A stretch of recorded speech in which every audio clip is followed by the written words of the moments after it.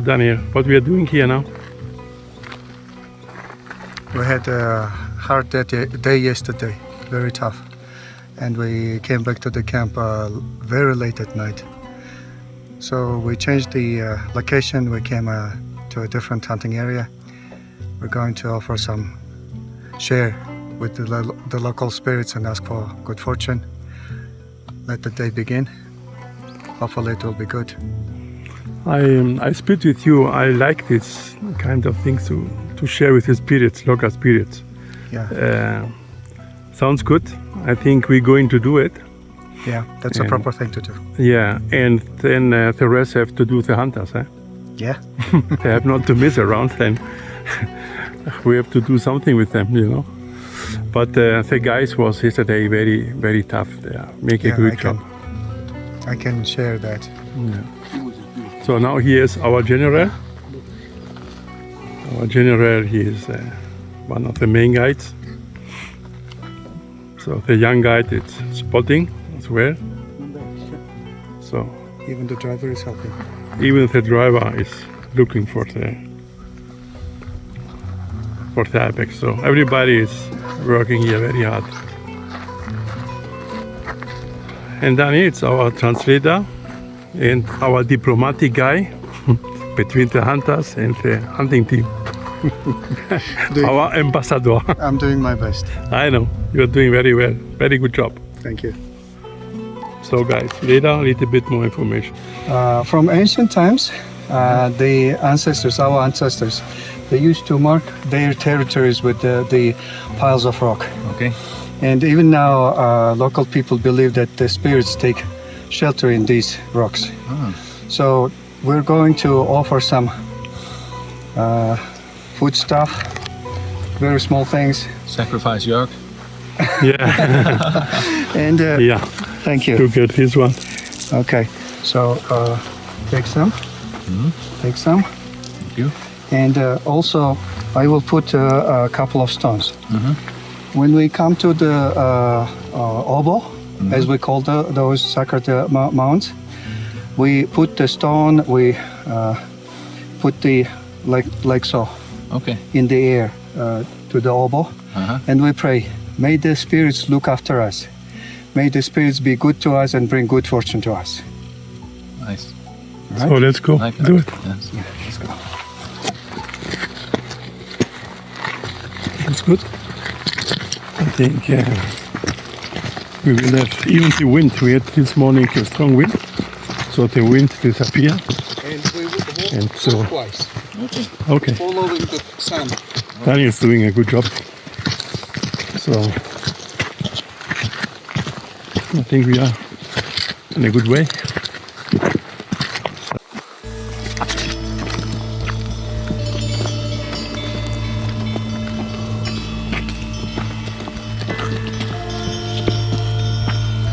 Don't keep anything, eh? Keep everything.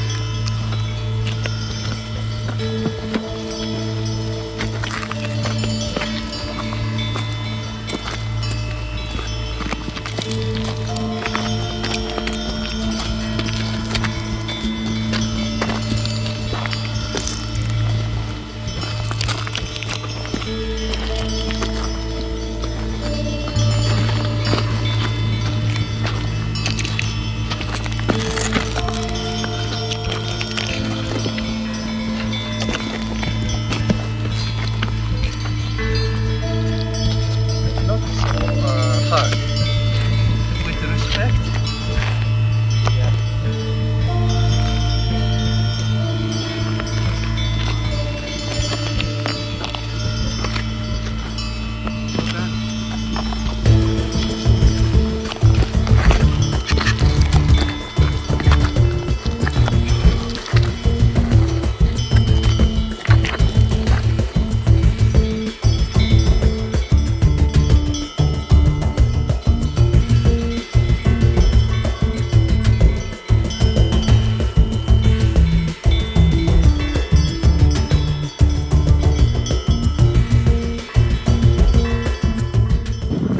So we're staying at the ancient place where the ancestors of Mongolians, the Hunnu hunters and warriors, they used to worship their chieftains.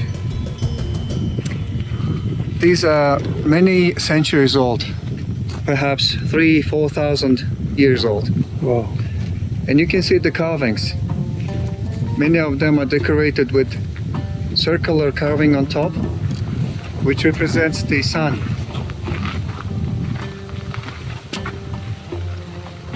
Let's go to the next one. I think the carving is more prominent on that one. And you can see the you can see the sheath for arrows, and I think there is also another weapon. So when the ancient people buried and worshipped their fallen chieftains, they always carved their weaponry so that they could use them in the next life. There are also carvings of the deers, and deers always people used to believe that these are magical, mystical animals that carry these spirits of the fallen people to the skies, to heaven, to the other world. So here there is also a very interesting deer stone, again with the circle and the belt. We believe that this is a belt. Then we can say some more carvings here. And here I believe it's another weaponry, maybe a tomahawk. And the most important and interesting part is that here you can see a very beautifully carved silhouette of a horse, which is very rare.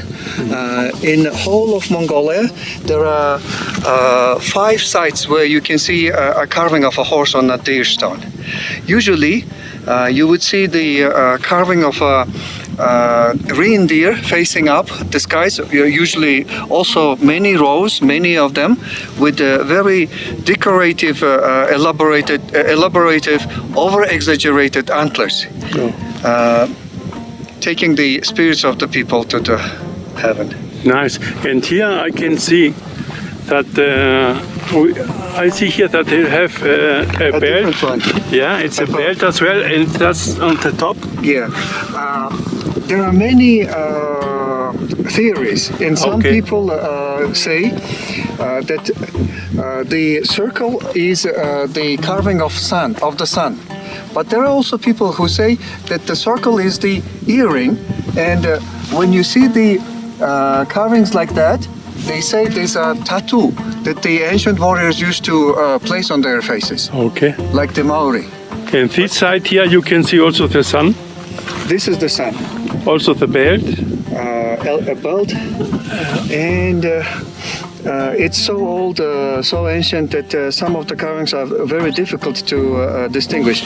I can see that there is some sort of square. Usually that's the sheath, and I can see the half of the bow. Okay. So this must be the bow sheath, and these are the stones that probably represent the spirits of the chieftains, but the real body is buried under the burial mound. Can you explain this burial mound? So this is like a grave. I see. And the bigger the grave, bigger the chieftain. Also, the burial mounds usually they have a circular amount of stones laid around. I can see. Yeah. And there are many excavations going on in Mongolia to discover the things that were buried together with the chieftain. Very often it's a horse. And this building? This one is the winter corral of one of the local farmers. You can see another burial mound over here. Yes, the small one. Smaller one, yes. And these 2 guys there? And these 2 guys are also hunters, descendants of ancient Vikings. Yeah. Eating like if we have not tomorrow. This is very, very great to have all this information, you know, about, because this is thousands of years old, right? Thousands. 4,000 years old. My goodness. It's beautiful. Thank you very much for all this information.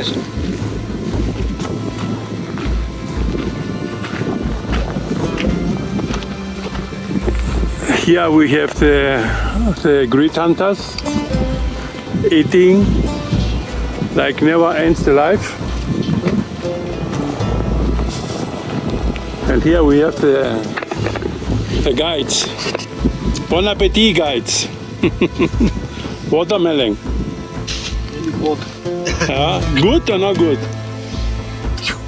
Okay, for shooting, eh? Test shot.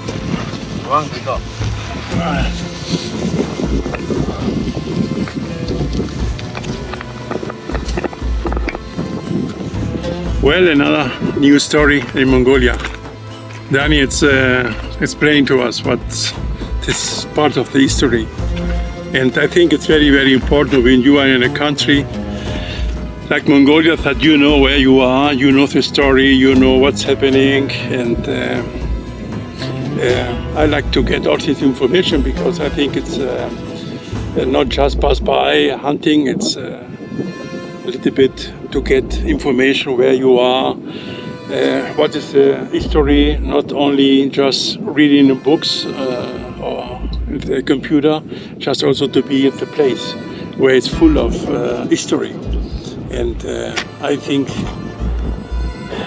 this is a magic place to be here.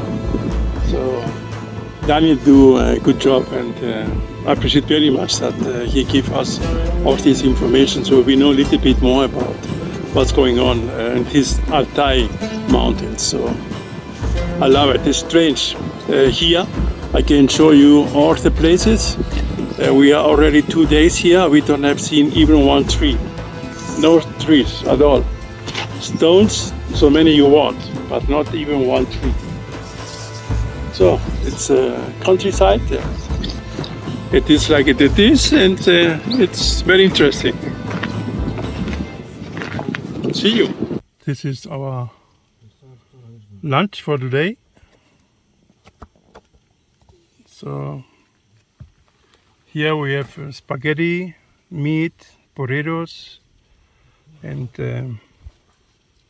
this is a small sandwich with tuna fish or some kind of butter. So after this small lunch, we're going to start again hunting.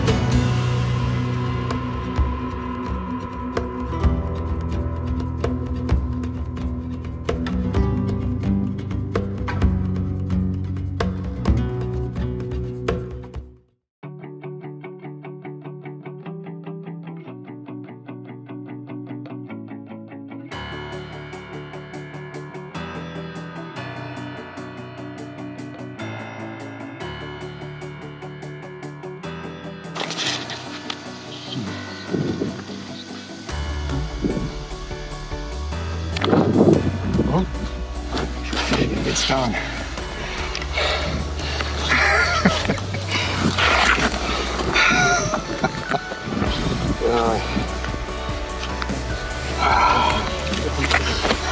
Nice, nice. It's done. Ein geiles Stück. So ein riesiger.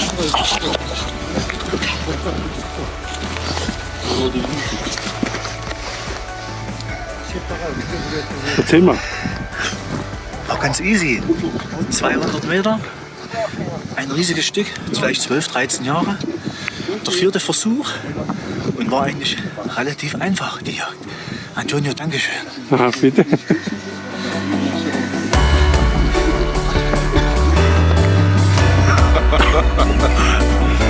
Weiß man halt. Was dann?